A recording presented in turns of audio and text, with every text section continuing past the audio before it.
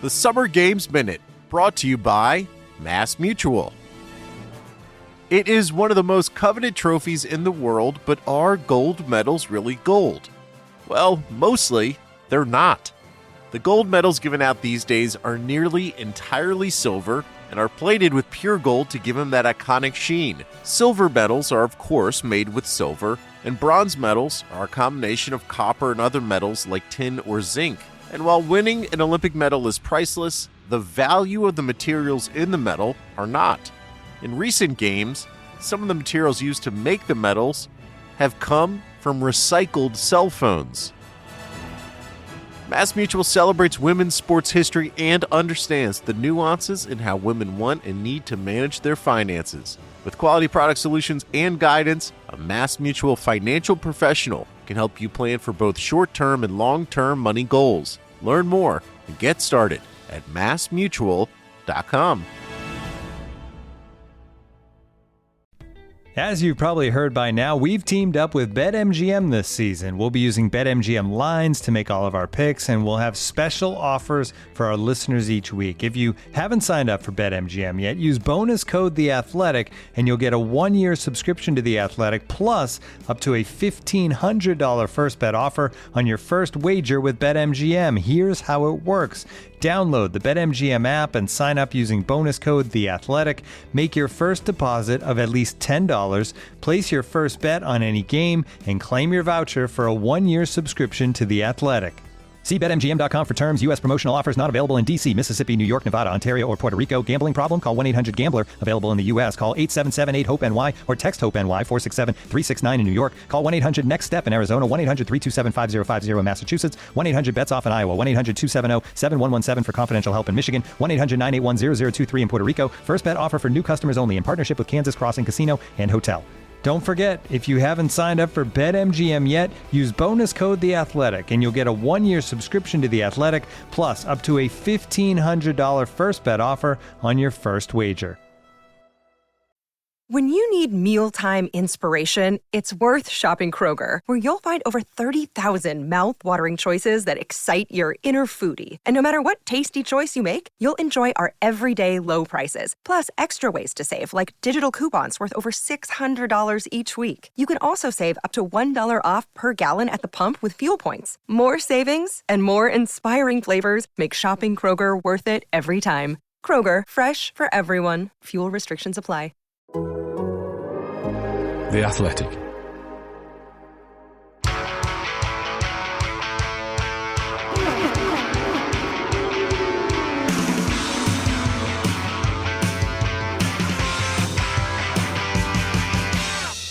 Hello and welcome to the Race IndyCar Podcast.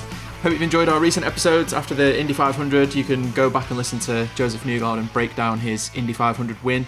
We also had a special episode come out last week with Simon Pagenaud talking about doing his parade laps in honour of Jules de Ferran, which was super cool, wearing Jill's suit and in Jill's 2003 car from Penske. So definitely go back and listen to those episodes. It was really, I felt quite touching. The Simon interview got me catching my throat a couple of times while we were doing it, and I hope everyone enjoyed listening to that back. If you've not done that yet, you can definitely go and do it. But in the meantime, we've had another race.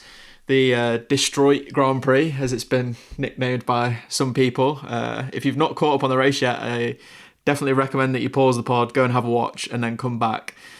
We usually do our kind of post-race analysis at this point, but it feels a bit pointless after what was an absolutely insane Detroit race, which featured rain, 8 cautions, 12 penalties for drivers. We had all sorts of mixed up order stuff going on. We had people crashing and then coming back to finish in the top 6, the top 5, even the top 3. And Scott Dixon pulled off another fuel masterstroke by pitting on lap 56. I don't know if I can call it a fuel masterstroke, actually. We'll get into that shortly with JR, but it was definitely more down to the cautions than any epic skill from Scott Dixon, although still quite a bit of fuel saving that was needed at the end there. But I'm sure we'll get into the finish shortly. JR, thanks for joining me very early your time, so thanks for making the time. And yeah, I guess let's start I guess the disagreement about this race has been on whether it was a good race or not. It's quite simple, really. And the reasons for that are obviously that it's not really a standard typical motor race where the kind of usual things unfold where the order remains relatively set and things don't change around too much. This was like a Nashville race, really, in many ways. What did you make of the race? Did you enjoy it? Did you like the unpredictability of it, or did you find it a little bit silly in terms of just the number of incidents that we were having and the 47 out of 100 caution laps that were featured in this race? Yeah, I guess I would say, well, first off, my context for even just watching the race and kind of consuming it was I started watching it and then I had a lot of things to do yesterday on my Sunday, and so I paused it so that I could just fast forward through all the caution laps, having come back to it. So if that tells you anything, which I will say, I then just looked up who won the race and saw Scott Dixon won. I thought, well, that makes sense. It was like a total shit show, and Scott Dixon somehow won. Like that sort of tracks just generally in terms of the way that these events tend to work. But that I guess that probably gives you a bit of insight into my perspective on this, which is no. My answer to whether I think this is a good race or races like this are a good race is most certainly no, because it's just there's no flow to it. There's no, I'm a race fan watching motorsports for the sake of hoping to be able to kind of perceive or witness excellence on my Sundays. See somebody doing something really incredible, see teams doing something incredible, see manufacturers doing something incredible. That's what I'm there to do. And so races like this, you just don't, they're so stop start. There's so many silly little errors that kind of even really good guys end up making kind of silly mistakes over the course of the race. And then ultimately, like, it just, when it becomes a race of survival, that it's just a completely different kind of vibe. And so I think it's where I just fundamentally push back against this idea that chaos is entertaining as far as motorsport goes. That it's like, it might be entertaining, like it makes it so that you don't really know what's going to happen. Well, that's true. It makes the outcome more unpredictable when you have the potential for like a huge accident in the first corner of every restart, and then it happens 50% of the time. But that in my mind is not the same as a good motor race. And I think that just in racing across the board, we've somehow convinced ourselves that it is, that like this that this type of this brand of racing entertainment is somehow good for the sport, which I'm just selling all day long. Like there's no version of this on with any kind of regularity that's good for IndyCar, that's good for NASCAR, that's good for anybody else. Like it's kind of it's a flash in the pan, kind of momentary, like, oh, whoa, this is crazy. Look at all these crashes, whatever. But it's not like a reflection of what actually, builds audience and makes this something that resonates with people, weekend to weekend. Like people aren't, if we're talking about audience, like people aren't just going to tune in to see like a mess like this every weekend. So and that's not, this is not, I'm not saying IndyCar, I don't think thinks that about this either. Like we're not trying to manufacture races like this. So that's not to say that we're trying to do that or whatever. It just sort of ends up occurring at these kinds of places, like here in Nashville, basically. And they're both there. It happens at those two places for all the same reasons, basically, which is it's super short lap. It's super tight confines. The track isn't really, it's not designed, the layout is not really designed to be a good racetrack with any particular flow or anything. Like it's a bunch of just jammed together corners with super, super tight sections. Both of these tracks have that, which is where you saw a lot of, in both places, it's where you see a lot of the, like a lot of the just screw ups, basically, like these situations where every guy that got in an accident down into turn 6 or whatever, or 5, was just like, God damn it. Like, I just totally screwed that. And they all said it afterwards, even, like they just screwed up. Like it wasn't And it's sort of like, that's just not, that's not how you want this to go. And these are really good guys. Like they are just making these little screw ups that they're just as frustrated about as anybody. So I think for me, it's frustrating to watch. Yeah, Basically, I think is the be all end all of it. for sure. You can attack these points that I'm going to make in any order that you want. But I've done my usual the Race IndyCar podcast thing of not starting with a notepad out and then listening to you talk for like 3 minutes and then be like, oh, now I need to make like 1,000 notes on my notepad because you've made some great points. The comparison between Nashville and Detroit's really interesting, I think, because this is where the race gets super messy for me. And it's in the fact that not only are they both really short laps, but they're both really short pit lanes. So the thing with that is that I saw people questioning the officiating of this race, some of the moves that we were seeing, some of the crashes and stuff like that. And I think we've both been pretty vocal in the past about races where we felt the officiating hasn't been good, or it probably in more cases a trend of officiating that we've not liked, where a precedent has been set and then it's been repeated, and we've kind of rallied against that a little bit and not really particularly liked how we've seen certain moves being allowed continuously or not being stamped out. But I didn't really see any problem in this race, or at least I didn't see many super big officiating issues that I thought, oh, that's an outrageous call, like what's going on there. I think the World Power one was the closest one to me disagreeing, really, to be honest, with Rinus VeeKay, and that was for me that was a racing incident, not a penalty. But I can see why they gave the penalty. He was down the inside, Rinus was around the outside, and Will did initiate the contact there,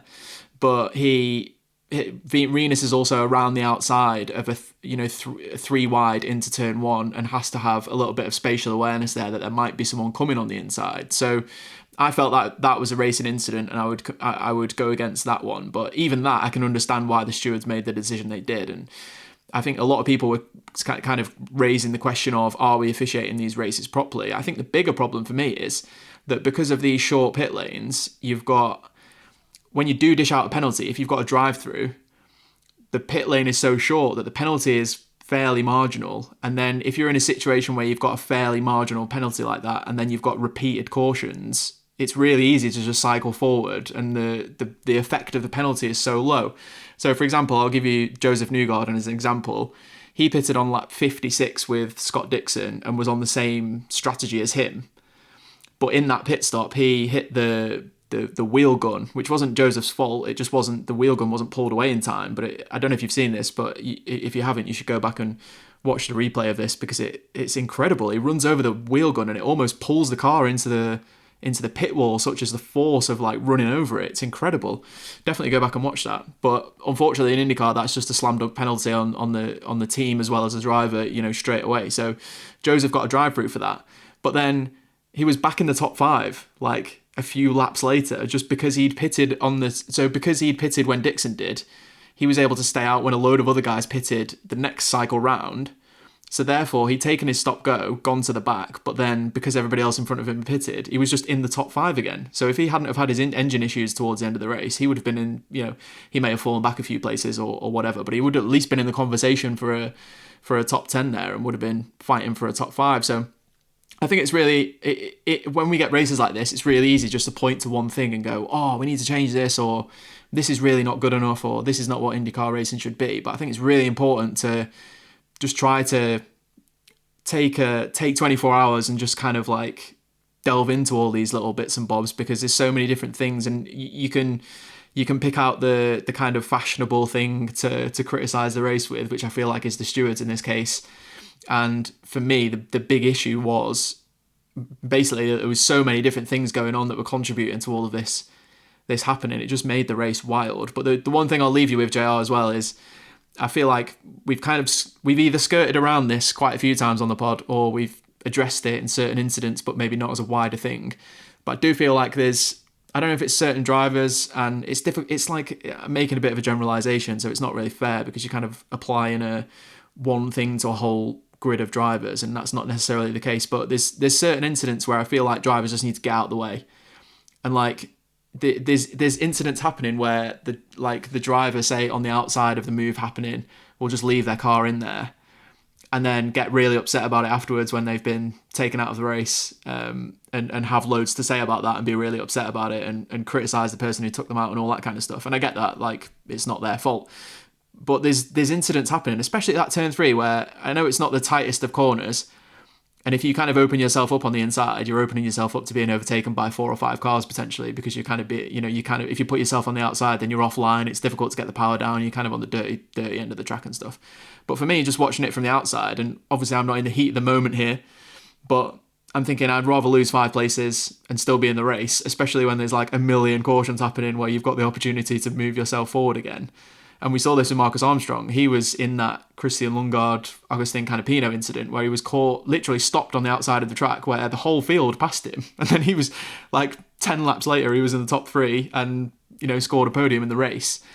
And obviously that's a bit of a different scenario because he was kind of stopped avoiding that incident. But that just showed what you could do if you were able to move forward in this race. And I don't know, I feel like there's a lot of animosity at the moment between drivers in IndyCar. There's a feeling that drivers are just generally pissed off with each other about various things that are happening, or they have a short fuse. You're coming from the Indy 500 where some people have had bad weekends, and then you're immediately throwing them back into the car in a scenario where we're on a tight street track where it's really easy to make a mistake, and you've got a load of guys kind of with full of adrenaline trying to make up for a bad Indy 500 or rebound and stuff like that. And I just wonder, I think Marcus Ericsson did a good job of this in the post-race press conference. He talked a little bit about the stewards, but he also said he felt like this is, IndyCar needs to hold itself to a higher standard in terms of the driving standards that we saw at Detroit.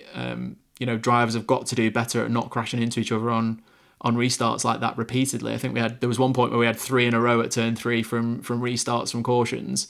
And I feel like as much as we, make a big deal about how good IndyCar is and how close the competition is and how high the driving standards are generally, that when things like this happen, you do need to accept that criticism is coming your way as well, and that race just wasn't good enough from an elite single-seater championship that IndyCar is for me. Yeah, I basically agree with all of that. To pick out a couple of things that you talked about, in terms of the way that it was officiated. It is different than the way that it was officiated with a heavier hand than other races generally have been officiated. I think for this event, that's absolutely the way that it needed to be. I mean, imagine if they hadn't been penalizing some of those earlier situations that were kind of questionable. And that starts to become the issue that we've had more often than not, which is setting a precedent early in an event that, like, you're not going to get penalized for just plowing into the side pod of the car in front of you because it's a restart. And so it's a racing incident because it's like a mess. And so, there's less, I think that's something that has happened at other places where it's kind of like, well, it's because of because of this particular scenario or the time of the race, it's like more kind of, there's a little bit of a longer leash before they start making penalties. Whereas if it's just one-on-one combat and it's, middle of the event, there's no other cars around and you do the same thing, then maybe they'll penalize that, but not when it's, the lap or 2 after a restart or whatever. So in this particular situation, they were more heavy-handed, but I think that was a necessity, basically, to establish that, hey, we really, that's the most the officiating team can do at that point, is to try to, make it so that you're incentivized to not do those things. So as far as I'm concerned, they did their job to try to make it less of a mess, less chaos in these situations. I agree with you. I found myself kind of thinking the same thing, that, I think when you look at Dixon, Armstrong, Ericsson, even Kirkwood, who was involved in a lot of skirmishes over the course of the weekend, just kind of by no fault of his own, I don't think. You listen to the interviews that those guys gave afterwards, and it was clear that they were just 100% focused on themselves and their own race, that there was not this lingering, like, F that guy, in the back of their minds somewhere. Kind of to your point, that you're hearing more and more guys just being pissed off at other guys. And that kind of carrying over from one session to the next, or one weekend to the next, or whatever. And sort of one of those things you want to just say like, okay, time to look inward here, fellas. Like it's your responsibility to look at ultimately, it's your responsibility to look after your car. You're the only one that's in control of being able to make it to the end of the race. To your point, I mean, I found myself at the beginning of the race while I was still watching it live, watching Scott. He was fighting Kirkwood. I think Kirkwood's tires were kind of going off at the end of the first stint or something, and Dixon was behind him. Kind of at that point in the race, I was finding myself thinking, these, we'll call it younger guys, because for the most part they are younger guys, but um, these newer guys in the series compared to Scott, like there was a marked difference in how aggressively, and it's not even aggressively, but just like the passes that Kirkwood, Colton, Pato, whatever, even Rossi were sticking on guys. And just, I think this is sort of generally the case, but it was certainly the case here. Going into turn three, coming to the braking zone from like full car length back, and just kind of stuffing in but assertively enough that they were making the passes stick, and there wasn't contact, and the guys were leaving the door open enough that they made those passes. And I was kind of watching Scott like, okay, he's in range to do that same thing, but kind of isn't. Like not necessarily that he's hesitating, but just he's waiting or waiting for like a more definite opening, basically. And I found myself at that point thinking like, I'm not sure that's going to get the job done here.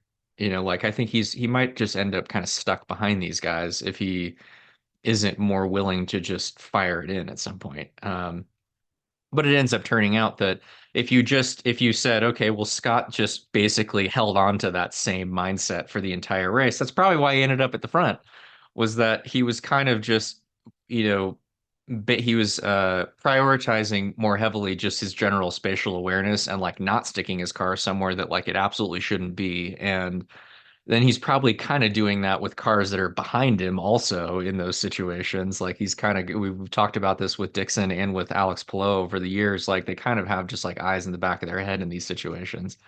In a way that not everybody else, that other drivers could, but they choose to be more kind of just locked into immediately what's going to the attack that's ahead of them, as opposed to kind of zooming out a little bit and managing to maintain some spatial awareness of all of the things that are going on around you. And so I guess I bring all that up basically just to say that, it seems like that's something that everybody needs to have. They need to have a little bit of more perspective in these situations. They need to have a little bit more of a long-term point of view on what's going to happen over the course of the race. The difficult thing in races like this and with Nashville is that you never really know what the cadence of all of that is going to be. So, you talked about Scott kind of making that call to pit on lap 56 when they did. He did this. This is how he won the race at Nashville a couple of years ago. Also, was basically just getting a ton of caution to the end of the race, and then in essence they made that strategy call banking on there being a ton of caution to the end of the race.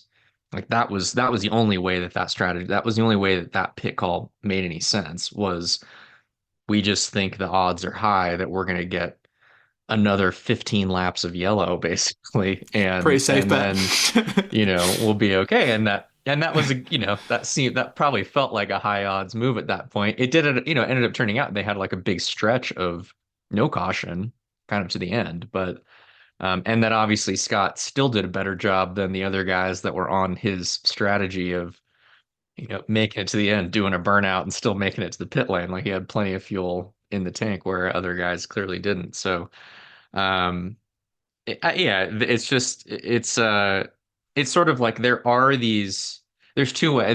two components of this. One is, are we setting IndyCar drivers and teams up to succeed with these kinds of tracks and events? The answer to that kind of is no. We're sort of putting everybody in a position where, because the track length is short, because it's got these two super tight sections, because the restart zone is into a corner where there's going to be calamity, just you're going to have this accordion effect going into, super tight, long radius where there's multiple different entries and all of this kind of stuff.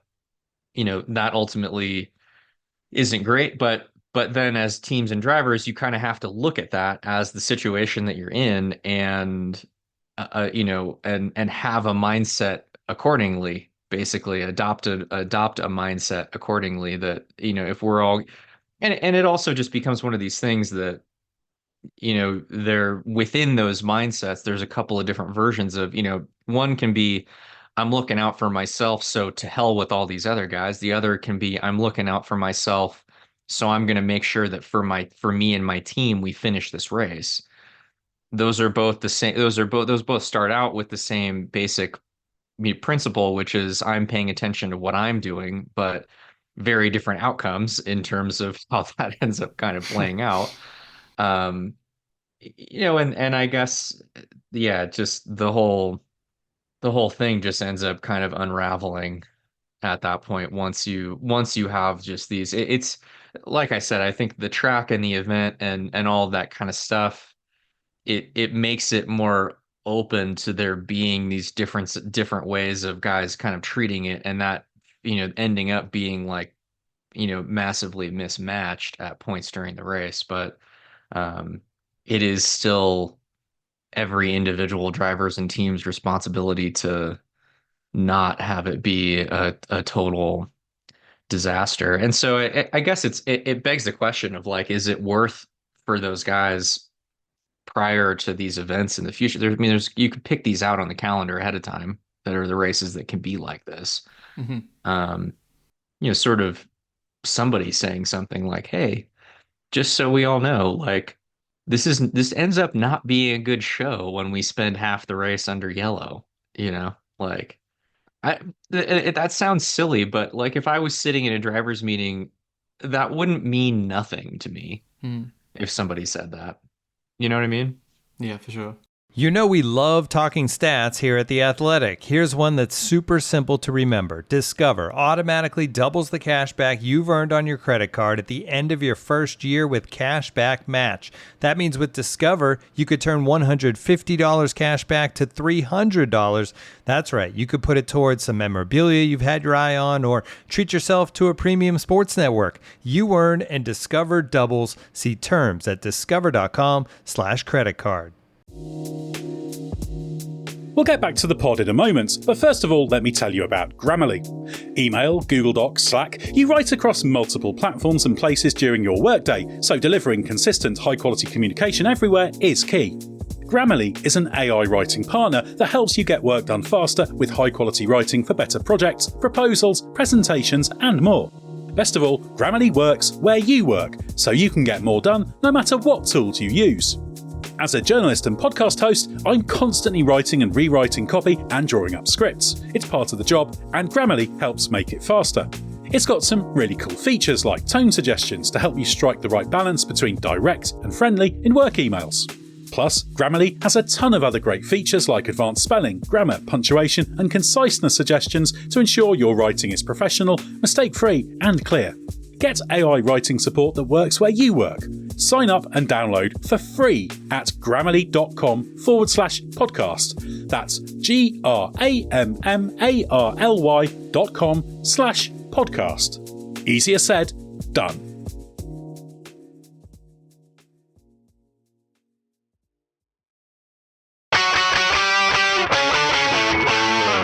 It's interesting you mentioned Dixon's kind of strategy gamble, because at that point when he pitted on lap 56, I was thinking, is this a bad move because he's given up track position and the race is actually going to go for caution for the rest of the race, and whoever stays out is going to win because they've done a 90 lap stint under caution. I'm glad you brought Dixon up because it reminded me that he was one of the examples that I wanted to raise when I was talking about the driving standards, because he got stuffed at turn 8 by Lundgaard really early in the race, and that was a prime example of, like, if Dixon had just took the race in line there, then they both would have crashed and they both would have been out of the race, or at least with significant damage right at the beginning of the race. Whereas Dixon did absolutely everything he could to get out of the way and almost put himself in the outside barrier, trying to make sure that he didn't, like, that there wasn't contact there. So I get when the TV commentators like make a big deal out of, oh, like, I think Townsend Bell called him lunge guard, which was amazing. I thought that was I actually like really laughed hard at that when I heard it. It was fantastic. But like that move is being glorified for being a great overtake, when in actual fact it's a fantastic piece of like, I'm going to stay in this race by Scott Dixon, as opposed to anything. Self-preservation. Yeah, pure self-preservation and thinking, I just need to get to, like, if I can put myself to be in this race with half of it to go, like, I've got a chance of putting myself in a good position to win, because I'm not throwing like crazy moves down the inside of people. And it's not that I want to discourage like amazing overtakes, because I think on a lot of tracks, like Lundgaard has made some, like he did Dixon at Barber, like in the last sector there a couple of years back, and actually last year I think, and that was like, he's a great overtaker, but I just think moves like that are like, they need to be questioned for their the kind of 50-50 nature of them as much as anything. I want to I'm glad we mentioned that. I wanted to run by Alex Palou with you, because he's just finished a 23 race consecutive run of top tens, and he lost it through no fault of his own, through Joseph Newgarden.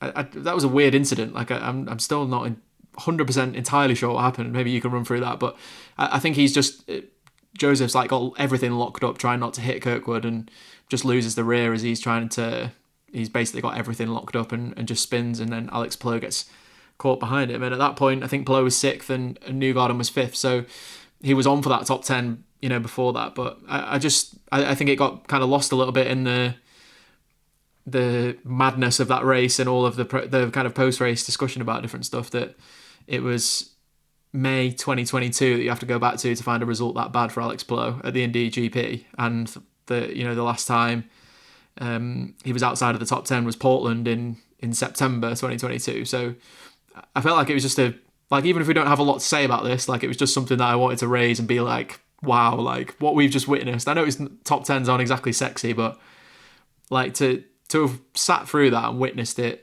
happen, I don't think we'll ever see that happen again in our lifetimes. Personally, it's just an incredible run, and really like sad to see it end in that way. That like I'd rather he've gone out in like a blaze of glory in some way, like taking a huge gamble at winning the race or something, as opposed to like being caught in like a 20 miles an hour crash. But I guess it was just, I just felt like it should be mentioned that he'd just gone through that run, and that it was pretty special, and that people should kind of think about that and enjoy what we've seen, really. Yeah, Alex Palou, I'm talking right to you, buddy. You were the one guy that would have been, I would have cut you some slack if you just plowed into somebody going into turn 3, all right? We would have much preferred that be the way that your run of top 10s had ended. But yeah, it is completely insane.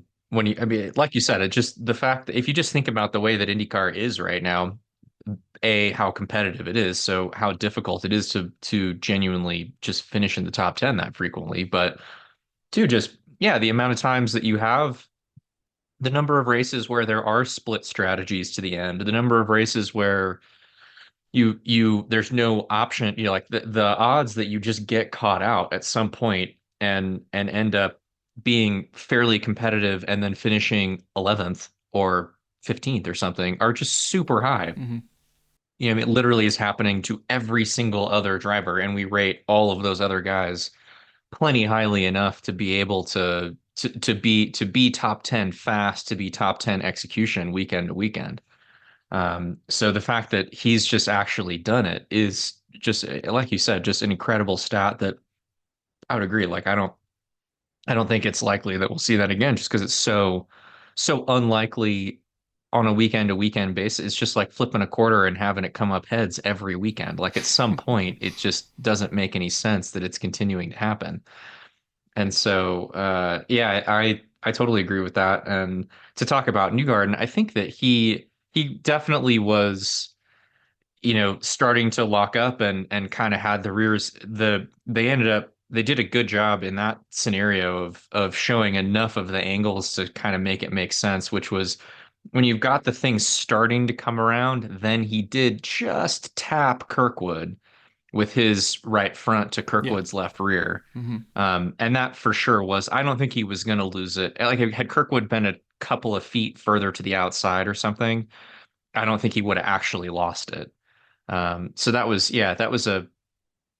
that incident to me was just overall kind of frustrating for a bunch of reasons, which was that, to me, this sort of two of the storylines coming into the race and going through the race were Newgarden and Palou, in addition to Scott. So you had Scott all the way up front, but you had this, Detroit week at, whatever race after Indy curse for the Indy 500 winner that, I wasn't necessarily looking for Newgarden to win the race, but it would have been, I was definitely keen to see where he was going to end up, and that he had done a pretty good job up to that point of staying. He'd obviously had the penalty for the pit lane infraction and whatever, but he kind of, up until then, he seemed like he was one of the guys that kept having stuff kind of go wrong, but was managing to sort of seem like they were playing the long game with it and wasn't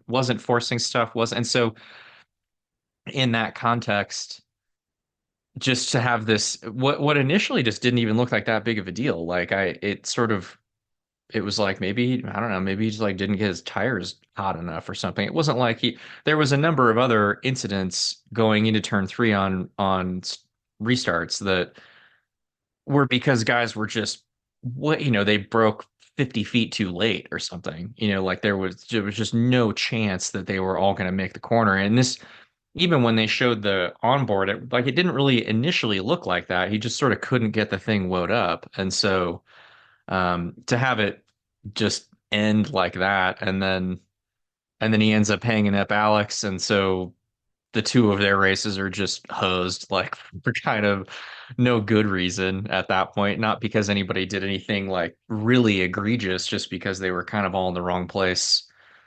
I mean, it was Newgarden screwed up, like it was obviously his error in the whole thing, and I don't want to take away from that, but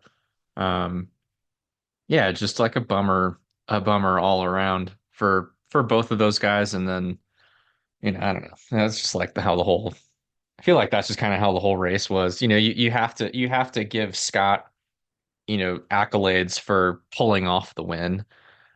Because for us, we watch it and you realize, you just kind of know, for all the reasons that we're talking about, how much it wasn't actually just chance that he ended up at the front and the strategy worked and whatever. I think we're hopefully in tune enough with what's going on in the IndyCar series at this point to know that that's not really how it works, even if it looks like that every once in a while. It would be easy to chalk a win today, yesterday, up to something like that. But the reality of it is that's not what happened. And you've got Marcus at the end of the race who's coming like a freight train and passing guys on track, and you can kind of see some of that.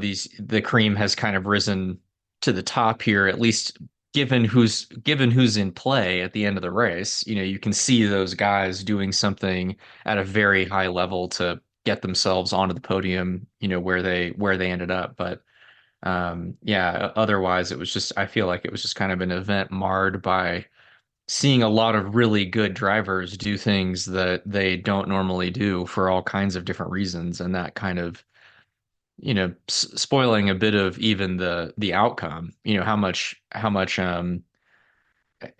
stock you place in where anybody ended up at the end of the day. Yeah, a lot to get into there. I think the fact that Palou achieved that run since May 2022 with 2 Detroit races and 2 Nashville races just kind of sums up how amazing that run is, really, for me. Newgarden as well qualified 3rd as well, so part of that thing you were talking about the kind of curtain, like him doing a really good job leading up to the incident. He'd done a lot of the hard work effectively by putting himself that high up the order until the kind of crazy race began to unfold. And yeah, you're right, there's a lot of good drivers making pretty poor errors or errors that were maybe not necessarily poor errors as well, but errors that just were really rewarded with really significant outcomes. Scott McLaughlin was another one who was running second when he crashed out, and then hit Stingray Rob later in the race with a move at turn 5. It's that left-hander. Anyway, I don't know what he was thinking going for the move there. From the outside at least, just really difficult to pull off, and there's not a lot of room there. And then we had Will Power having his 4 penalties across the race and still managing to finish 6th. I'm going to run through the order a little bit, JR, just so as we don't kind of miss anyone out really, but I guess we could just run through the whole field at this point and do like a podcast on every single driver based on where they were and where they ended up in that race. But stop me at any point here if you want to. But we've got, obviously you mentioned Marcus Ericsson finished second. I feel like that was a perfect demonstration of why Andretti signed him. He was a fair way off Colton and Kyle in qualifying, but when it came to the race, he was there at the end, scoring the big points, the kind of thing that you expect from Marcus Ericsson. So maybe a bit of a snapshot as to why they hired him in the first place, and it's been a really tough start to the year for him, and he's made some errors himself, and the team have made some errors too, but that was a kind of good example of why that kind of relationship started. And Marcus Armstrong, the other Marcus, obviously all of the top 3 teammates last year, Marcus Armstrong in his first full season in IndyCar getting his best result so far with a podium, so I know he was very happy, and there was some quite emotional hugging with Dario Franchitti going on after the race, which is pretty cool. Kirkwood was 4th, and I feel like that was some people look at that as a lost win, but I kind of look at that as a gained 4th. I think there's races in the past where Kyle would have had some bad luck or made a mistake or something would have happened there in the past, and he actually drove a really sensible race. And when Marcus was coming, he didn't hold him up too much and just kind of approach that race in a really sensible way. I think it was a really difficult weekend for Kirkwood, being dragged into the whole Ferrucci and Herta situation. If you're not aware of what happened there, you can head to the-race.com and read a lot more about that. But yeah, basically there was some argy-bargy on track, and then Ferrucci kind of shoved Kirkwood in the aftermath of, that was the second practice. And then there was just a load of barbs from the 3 of them about all of them doing things wrong. Ferrucci apologised eventually, but there was some pretty golden lines if you want to head and check that story out. A bit like Colton Herta saying he's just driving a Penske car to P20 every week, which was probably one of the lines of the season, even if it's not true. For more kind of barbs like that, definitely head out and check that story. Rossi felt like he was like anywhere from the top 5 to last at any given moment in any given lap in that race, but managed to come back and finish 5th, which was impressive for him. I don't know what it is about him in Detroit, but he seems to be able to do this kind of either make an off-sync strategy work or come from a little bit further back when things aren't quite going correctly for him, but definitely feels like he's got that in him at Detroit.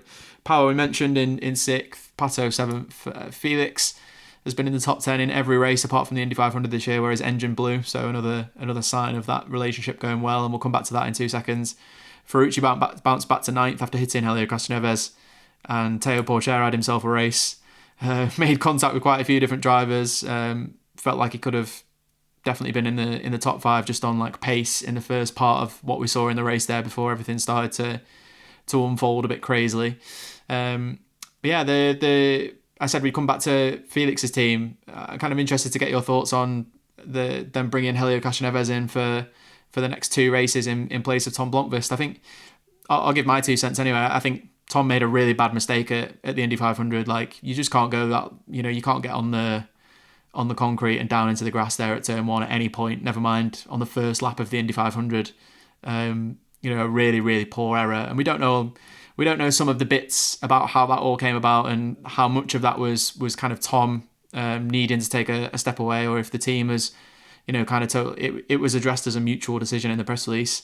But, you never kind of really know with these things unless you're a fly on the wall and you're listening in. But I didn't like this move at all, to be honest. I know Helio did Detroit last year, but I feel like Tom's best performances for me have been on street circuits so far when we've seen him in the Shank car, and I feel like you're just telling everybody that you don't trust him and that you don't believe that he's your guy moving forward, which I find pretty crazy. After seeing him for 3 races last year, they signed him, and after 5 races of this season, they've decided that he's not going to be the guy for them moving forward. I mean, it's still possible that he'll be back in the car, and Meyer Shank have seemed to kind of intimate that that's a possibility and that can happen. But for me, if Tom was having any confidence issues before the 500 and that crash, then he's definitely going to have some now, having been put on the sideline. And and if he does end up being the driver that they continue with moving forward, he's just lost 2 races where he could have been learning a lot, and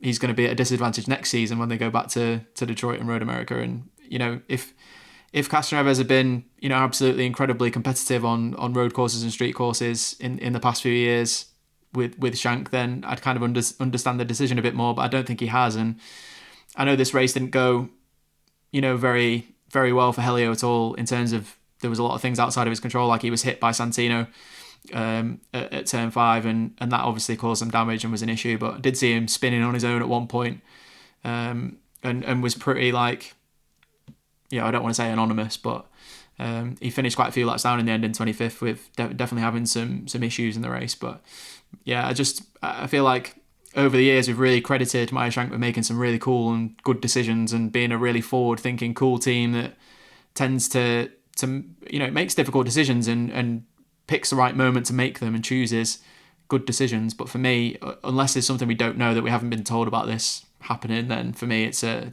bad call. But you're a driver, and you've gone through a lot of ups and downs in terms of confidence and probably emotions in your career as well, and seeing this happen to people where they maybe move aside after a few races, and you'll probably be able to give a better insight of what it's like as a driver. But what did you think of this move?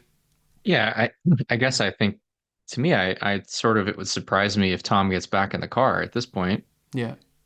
For all the reasons that you mentioned, not because that isn't the nature of the deal or whatever, but it just sort of seems like if they've, it's an especially weird move to make if you're gonna stick him back in at some point. Mm-hmm. Basically, like that seems particularly bizarre to me. Is it, so let's just say for the sake of argument that they're not going to put him back in, and so they've just decided that that's it for Blomqvist in the IndyCar, at least.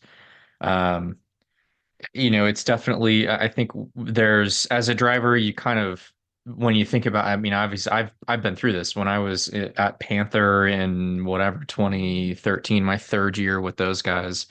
The start of the year was all over the place. Like, we had some good runs but some really bad ones too. And we came into the month of May with kind of a lot riding, a lot like animosity kind of, or tension at least within the team in terms of like where we were going. And it was contract year for me and all of this stuff. And so in that situation, it was because we were just ultra aggressive with the car and everything for race day out at the speedway. Like, it was like, we got it. There was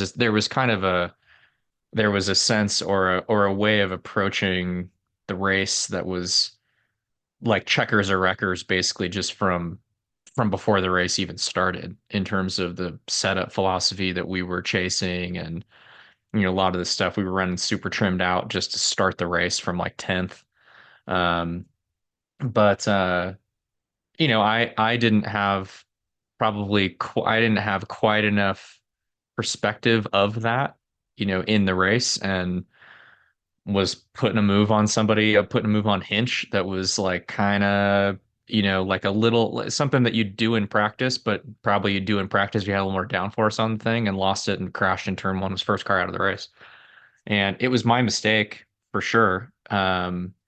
And it's not to blame any of that on like the setup that we had. I mean, I still think about that as kind of like, that was just on race day at Indy. That's probably the thing that I regret the most of, I mean, people, whatever you talk about 2011 or whatever, like it's way worse to be the first car out of the race than it is to crash and finish second. And so, I guess I say all that to take responsibility for the fact that was I could have avoided that happening.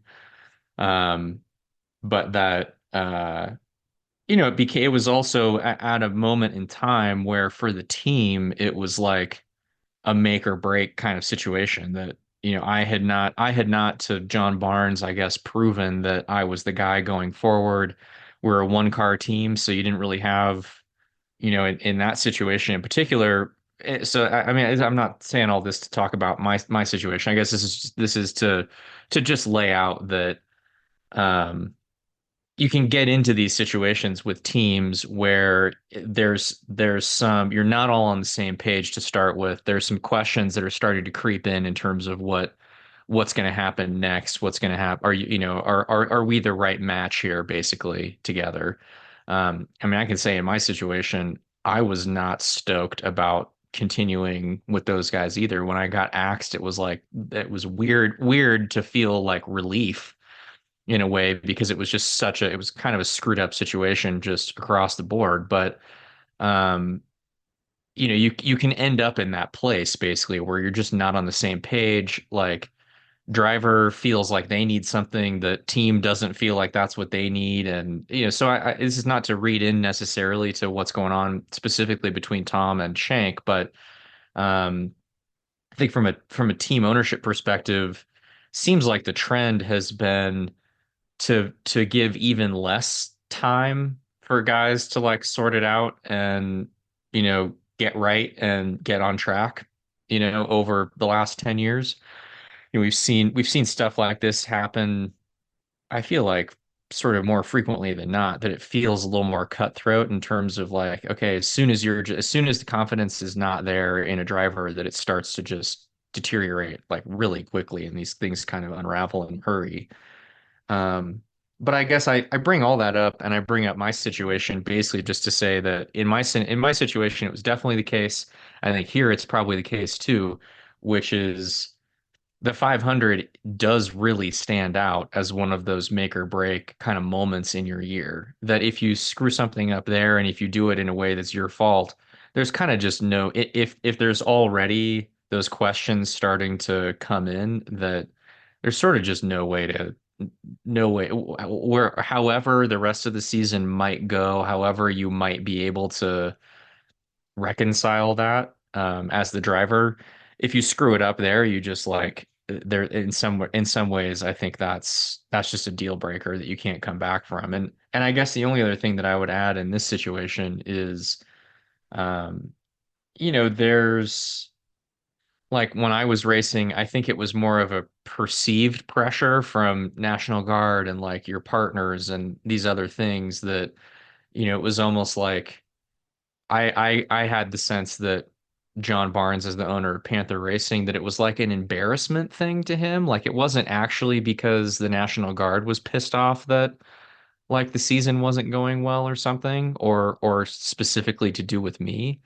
It was just like a perception that was the case. In Shank's situation, like, he has a lot of partners that are really intimately involved with the whole thing. And so you kind of don't always know. I say that mainly just not to single Mike out necessarily, that there's like, it's possible that there's pressures coming from different places that are creating for this like demand on results, particularly and particularly when you've got Rosenquist like doing quite well. So there's kind of that it's possible for it to be such that there are people within the team that recognize that this is, that things aren't as simple as they appear when you look at the stat sheet. But if there's other partners, or there's sponsors, or there's pressure coming from other places that are just looking at the stat sheet basically every weekend, and that's their measuring stick for like how well this guy is doing and what he's capable of and whatever, then that adds a lot of complexity to those kinds of decisions. So I have no idea like where they're at on that spectrum, but it's just, I mean, overall, it's just a bummer. Like, I basically just hate to see these things happen kind of mid-season for anybody. Yeah, for sure. And it's going to be difficult for Shank if they do decide to go in a different direction to find someone to replace him. So it's going to be interesting. A friend of the show, I won't name them to protect their anonymity in case they don't want to be mentioned, but did immediately message me after that and say, will Shank look at Malukas, because it kind of fits that Helio does the next two races, and then that's the kind of time frame that David's looking to come back in and all that kind of stuff. I don't want to get into speculation too much, because I think it's disrespectful to Tom, especially when he's still at the team and hasn't been releasing the team. But I think it will be interesting to see who they try and put in that car, and who would do a better job than Tom. So we'll definitely keep an eye on that. was another few bits of news. One of them that I didn't mention was that Joseph Newgarden's obviously signed his contract extension at Penske, a multi-year extension. So it's worth mentioning that. That was announced just before the race and just after qualifying during the Detroit weekend. So it wasn't the way that he wanted to kind of follow through that announcement with the result that he had in the race, but still a significant piece of the silly season puzzle coming into place. I don't think anyone at this point was expecting him to move, but I think there was definitely some talk around sort of January, February, March time that he was that the other teams were looking at him and that they would potentially try and make a move, but that's obviously died down in the last couple of months, I would say, and it was fairly clear that he was going to stay at Penske. But that does leave, it kind of closes the chapter on that part of silly season. He's probably he's the only champion that's going to be on the silly season market for 2025 and now isn't. So it's going to be interesting to see what happens with silly season and where that kind of moves to now. I'm guessing Christian Lundgaard's going to be the next big name to be focused on in terms of the media attention as to what might happen next. So that'll be interesting. Have we missed anything from the race, JR? I think we've tried to break down pretty much all of the storylines we can, but with that race, you never know, something's slipping through the cracks. Yeah, it was funny just that I just had a couple, while you were running through the rest of the top 10 rundown, I just had like a couple of random thoughts, which were, I felt like Alexander Rossi was the guy that I felt like in some way deserved to be the one that just like hopped into the lead at some point and like ended up winning the race. Like he's done such a good job of basically in a good way being kind of anonymous in these situations. Like he's putting good moves on guys, but then he's ended up getting stuck behind somebody like for no fault of his own. Like he's actually, I just want to give him a quick shout out for, I think, like driving a lot of really good races this year. And that's shown up in the consistency with which he's kind of been in the hunt. But these are the types of races when you do that you hope to be rewarded by like, hey, we're on the podium, and it just sort of didn't happen for him. I also thought you mentioned Theo, and I was like watching the race just thinking, man, this guy must just be loving life. Like he's never driven a race car that's this much of a tank in his entire career, probably. He's just like, firing it down into a guy's wham, like into somebody's side pod and just, steering wheel's all jacked, but like keep going, like this is fine. Like it's just such a funny, it's like in downtown Detroit, just such a, I feel like this was his like coming to America moment, So anyway, I'm sure that was the laughter would be there as well. Like I feel like he would be laughing while that was all happening. Like that's the kind of personality that he is. You'd have to be like thinking the whole thing is funny at that. But he did a hell of a job. Like it is really hard. They talked about it on the broadcast. It is really hard to drive, especially at a street circuit where like your apex points, like it's not like you're running over an apex curb that if you get it off by an inch or something, it's not that big of a deal. Like being precise in the heat of the moment with the steering. I mean, it was cocked like 15 degrees or something. Like it was a lot. Mm-hmm. That does deserve. Obviously, it was his own fault that it was like that. But to be able to be that racy with it in that way, not nothing. He was lucky that it was the way that it was, though, because I actually had this happen once when we raced at Detroit or in Brazil at Sao Paulo, that like I nicked a wall and it bent the toe link, but made it so that at that circuit, like in the right hand corners, like I basically cocked my steering wheel to the left, and so however that affected the toe, it made it so that every time turning right, the car was like extra sharp turning to the right, and so Theo was the opposite way here, but the track goes the opposite way. I was just watching him thinking like, oh, it actually like cuts to the left now. Like that thing turns left really, really well. Like he's probably not hating that at the apex of some of these corners, So anyway, just one of the funny little caveats I felt like as we watched the race unfold. Careful, we're going to have some IndyCar engineers like taking a hammer to the toe links trying to... I mean, when this happened to me in Brazil, I came in and was like... Let's do this again.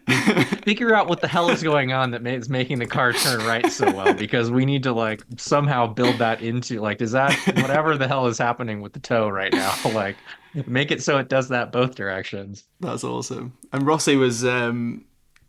you mentioned him like doing such a good job in the races, and the only reason that hasn't really shown up for people is that his qualifying's been so poor in terms of not just him, but I think the team as a whole have struggled at times to really. I think the biggest trouble is pulling everything together at the right moment, like everybody, like the car being in the right window, Alex delivering the lap, the conditions being good.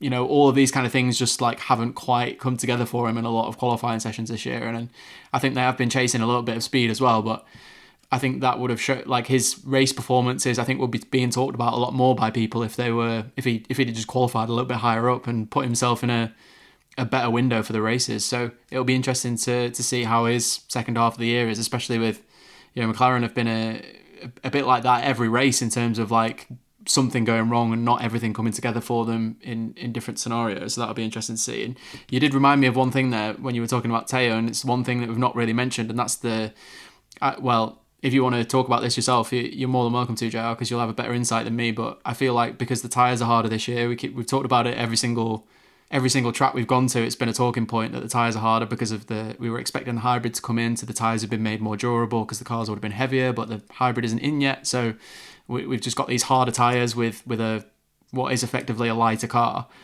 I imagine not just because of the rain, but also just because from driver feedback, like the track was quite greasy anyway, it's quite slippery, and then you've got a harder tyre, which I feel like probably did contribute to some of the incidents that we saw on the restarts and stuff, just because guys just can't get the heat into the tyres because the tyres are so hard. Yeah, it was interesting. The whole tire situation. It's so hard to tell at a place like this because of the weather conditions changing throughout the race, like the number of situations where, you know, I mean, at the beginning of the race, you had Alex on the used soft, just absolutely smoked, like 10 laps into the race, basically, you know, which he's the guy, and that's certainly not a driving issue because he's the guy that we talk about more often than anybody else, basically, at this point, about, you know, knowing what's required, having a natural driving style that does not just completely use the tire up. So it was an interesting dynamic of the whole thing. I thought Theo just to talk about, so I guess I would say to talk about the tires and how that played out. I honestly have enough of a feel for the conditions of the weekend as it went along, and that, you know, you just don't, because the practice sessions and even those first rounds of qualifying are such chaos that you almost just like don't get a read on anything. I think the teams are hardly getting a read on anything, you know, like I think that's another part of this weekend in particular that I feel like needs to get revisited. Like, somehow can we just have 2 40-minute sessions, you know, like split the field in half and do separate practice sessions? Like, surely we could figure out how to make time for that, you know, if it was necessary. Because I think the teams would all take half the amount of time, but with half the number of cars on track, I think, you know. Mm-hmm. But the thing that I wanted to just bring up with Theo, because he was super fast through the weekend. I mean, he was quickest in his group in qualifying, you know, ended up 7th, which was super impressive, which I just think it was interesting to see that, because at the beginning of the year, we sort of thought, you know, or just from the outside, you would think, you know, he's a European guy, so you sort of, you know, you just assume, I guess, that you're going to show up to somewhere like Barber and be quick, particularly after he had jumped in the car at Long Beach and been pretty fast and seemed, he frankly seemed more competitive after the Barber weekend. Kind of in hindsight, he seemed more competitive at Long Beach with much less prep and, you know, all the rest of it than he did at Barber. Some of that could speak to just what's the package that they're in. You know, is the car as good? But those guys were still good at Barber, so it wasn't necessarily just that. I don't think him being good here, I thought, was interesting as a little bit of a further extension of that trend, that this is a place that it's, you know, even if you get in the simulator or whatever, like it's very different once you actually get to the track. The conditions are all over the place, so that aspect of it, you know, there's much less consistency in terms of what the things that you've done to prepare to show up there and what you actually get when you're there, because it's just much harder to hit you know, like hit that mark basically in a simulated environment or whatever else. one of the things that you do get, and I can say this from experience at IndyCar between the road courses and the street circuits, is that on the street circuits, you do particularly ones that are super bumpy. In Detroit, even at Belle Isle was like this. Long Beach is kind of this way too. That you get a lot of reaction from the car. So because it's bumpy through the corner, you're just getting a lot more feedback from like, where is the tire at? And like, how loaded up am I? And how much is the front and rear of the car slipping? You're getting like this much more frequent cycling of that feedback loop because it's bumpy. And on the permanent road courses, it really requires you to like kind of know where that limit is and trust that it's there and find it without overcommitting early. And so I guess I bring that up just to say I thought I'd be interested to talk to him about this, like to ask him about this after we get a few more races in. Like, is the fact that at the street circuits, you're sort of just reacting to what the car is doing a lot more. Is that, even though that seems more outside of his experience and like, you'd think going in, like outside of his comfort zone or whatever, is going to these kinds of tracks as opposed to going somewhere like Barber. We're going to go to Road America. So it'll be interesting over the next few races just to kind of see, is this all just a matter of him getting more up to speed generally, or is there a continued difference between how much he can extract just as necessary and out of the street course package as there is on the permanent road course package? Because I've found that at times, having been familiar with the cars and all that kind of stuff, that you go to a permanent road course and the commitment level, you have to like kind of pre-commit to a certain level of like, I think there's going to be this much grip to brake here and roll through the corner. And if you don't commit at that level, then you've just lost that speed and you kind of never get it back. Whereas on the street circuits, there's just a little bit more room for you to kind of get feedback from the car and adjust just in the moment more, as opposed to, really having to have it all play out as you think it's going to. So, it was just it was cool to see him be quick like that. I mean, that was super impressive. Obviously the race being what it was and him featuring in that in his own way, I think almost kind of took away from the fact that it was like, damn, he was like legit super fast, rolling through the entirety of qualifying, basically. Like he seemed like for sure he was a threat to end up in the top 6, which is very impressive. Well, to be the top McLaren driver as well through qualifying, and while the race was dry and normal at the start, was, pretty. I mean, it's a bit unfair at the race because Pato and Alexander were caught up in that lap 1 incident where Will Power spun, but definitely just in terms of speed anyway, like it looked like he was the top guy this weekend. So it'd definitely be interesting to watch. And after he promised us that he's going to listen to the podcast and listen to less techno and more the Race IndyCar podcast, we'll have to get him. Techno? Is that what he said? Yeah, sure. I think that's EDM, not techno. He listens to a lot of EDM, so I basically joked with him that he needed to listen to less and listen to the Race IndyCar podcast more, and he promised us that he would. So we'll get him back on soon for a spot quiz about recent episodes and see how many he's listened to, and also ask him about tyres in IndyCar. That feels like a stupendous enough way to end this podcast about a ridiculous race. I hope we've at least brought some insight and knowledge to what you saw, as much as possible, given the circumstances of the race. Make sure you head to the-race.com for all of your latest IndyCar news, features and analysis, and of course all the other series that you watch. And you can listen to our back catalogue of episodes, and if you want to be featured on the podcast, you can email us, podcasts@the-race.com. You can send us a voice note or send us questions or written things to be read out on the pod if you want to. Let us know what you think of the recent episodes, and also if you've got any questions or suggested guests that you want us to get on, because we always like to have some fresh input on who we should be having on the show. We don't get the same people on all the time, so give us a shout and let us know who you'd like to hear from. That's all for this week's episode of the Race IndyCar Podcast.